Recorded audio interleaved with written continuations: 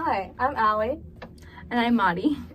and welcome back to our podcast where we talk about uncomfortable history. So today's topic is slave master ideology. Slave master ideology initially hurt the movement for abolition because it justified why people owned slaves. However, in the long run, it helped bring back abolition and the Civil War because it highlighted all the inconsistencies in the arguments for slavery. The Haitian Revolution occurred in 1791 and lasted to 1804. Haiti was a very profitable colony of France until the slaves successfully revolted and made Haiti independent. This served as a great inspiration for the slave population in America to fight against their slave owners. But on the flip side, it also served as a great source of fear for the white population and slave owners that would enforce stricter limitations on the lives of Black Americans, and they would use it to help pro-slavery ideology in response to all the violence that occurred in the revolution itself. So our next person that we're going to be talking about is George Fitzhugh. He wrote A Moral Defense of Slavery in 1854. Fitzhugh lived in Virginia and spoke on behalf of the Southern slave owners. He was attempting to justify why he believed owning slaves was good for society, believe it or not. So George Fitzhugh's argument has a lot of talking points that are now considered to be pretty controversial. And the first one was that he was trying to explain why he believed slavery to be a gentle alternative to the African American population being taken advantage of economically. He believed that basically they wouldn't be able to look after themselves or be self-sustaining, and they would struggle really hard to get by and to even get a job, and that slavery inherently kind of gives them a job that they don't have to look for on their own, which is a bit awkward to think about now. Definitely. Okay, so similar to the African Americans, women and children are not able to be self-sustaining and they must be dependent on other people. That's crazy, I think. Yeah. That he thought that, honestly.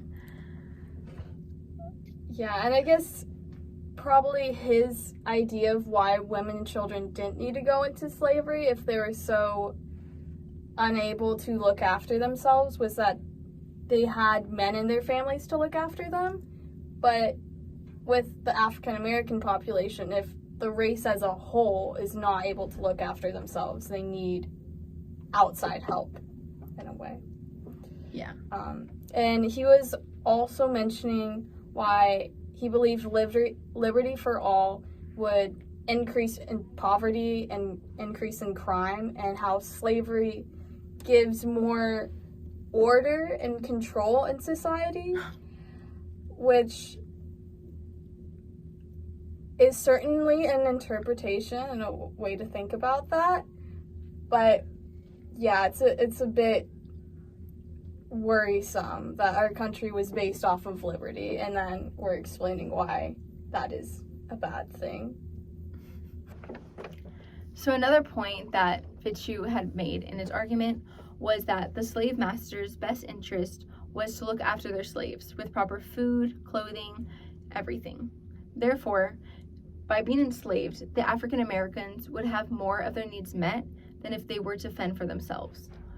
I think that's kind of a ridiculous statement because that it seems kind of, I don't know, like how to say that without like putting my opinion. It could be accurate in theory, but especially given like this huge power dynamic.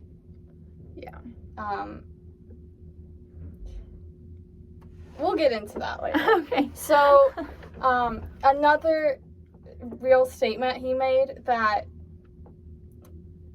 I'll explain why that is very controversial, but he said that there was not a war between master and slave, but like we just mentioned about the Haitian Revolution, at least in Haiti, there was a clear war between slaves and their masters. in which they were able to successfully free themselves. So, and at this time, there's also revolts in America against slave masters. So to kind of say that there's no distrust or hate or fighting between them is a bit misleading.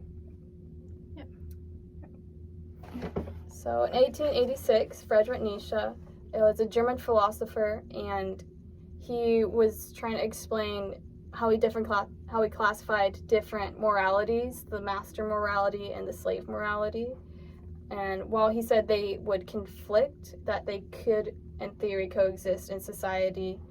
And the characteristics of the master morality was tradition, pride, recognition of strength, and self-justification. And then the slave morality characteristics were distrust, submission, and humility. Difference of Complexion was written by Jeremy Tewell, and he was basically critiquing George Fitzhugh's argument for slavery.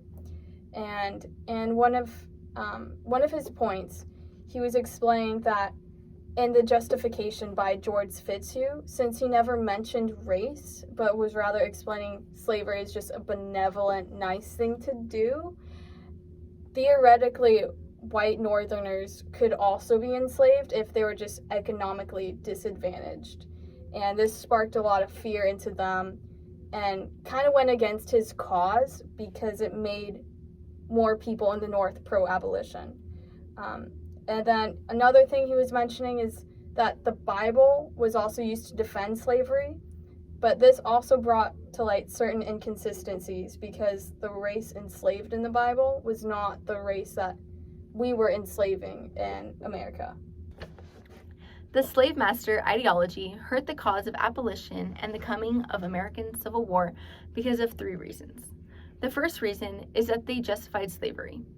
Since slavery was laid out to be kind and a careful institution that would protect the human development of enslaved people, this allowed them to approve and preserve the institution, making it harder for abolitionists to insist against slavery successfully. The second reason has to do with cultural and economic investments. The slave owners had a lot of interest in keeping the establishment of slavery around due to its profitable gain. This investment led to governmental force and opposition against any improvements that insisted on them changing their way of life to no longer include slavery and making money off of it. And this involved suppressing abolitionist movements and literature involving that. The third reason is about division and polarization. The beliefs gave a deep ethnic divide between the North and the South, establishing views on both sides and making the settlement very hard.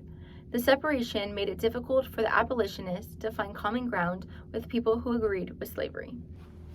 The slave master ideology helped the cause of abolition and the coming of the American Civil War because of 2 reasons.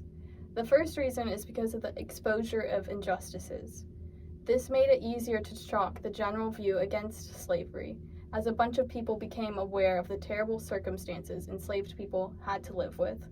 All the while, it's called a gentle alternative to economic struggle for them. The second reason is about the mobilization and abolitionist movements. The difference between the perfect embrace of the slaveholders and the actuality of the enslaved's life made it worse for the abolitionist movements. Advocators used these differences to construct compelling stories that appealed to the conscience of the nation.